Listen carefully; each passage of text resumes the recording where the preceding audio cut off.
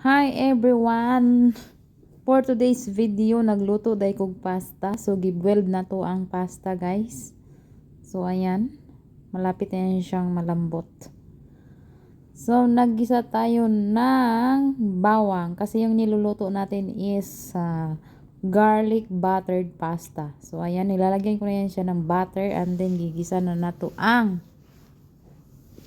of course, pang malakasang bawang. So, ayan, gihalo-halo lang natin na siya. Ihalo-halo hanggang sa mahalo. So, ano ra din na siya. Kasimple ra kayo ang magluto o garlic pasta, guys. So, ayan, gibutangan na to siya og crushed chili para maanghang-anghang. So, ayan. Tapos, atuan na siyang ukayon. Sama sa pag-ukay sa imuhang uyab nimo.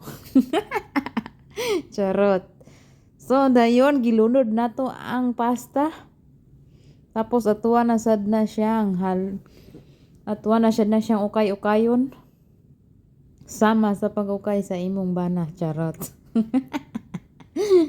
So, mauna na siya. So, mauna na yung hitsura, guys. Lami kaya na siya. Simple ra kayo ang mga ingredients niya, see? And then, ito siyang butangan no garlic and herbs. So, magpadagdag kalami sa ato ang garlic buttered pasta. So, ayan, gibudbud-budbud na nato dira, no? Ano ra siya kadaghan. Ikaw na magtsansa-tsansa.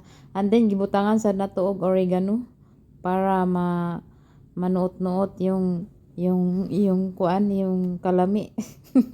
sama sa kalami sa galuto. Charot. So, ayun, mauna na siya. Mauna na siya yung itsura. So, kuha na na siya butang og salt and pepper.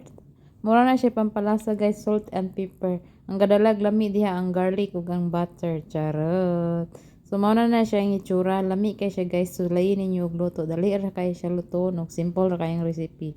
Unsay naa sa inyo nga naa diha nga mga ingredients, pangitay og paraan para makahimo nga. Charot. So, ayan na.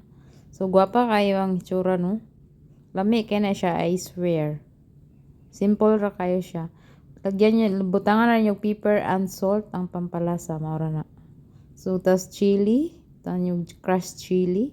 Dayon, garlic and herbs. And then, oregano. Ano nang gibutang din ako si babaw is parsley din na. So, thank you for watching, guys. Bye-bye!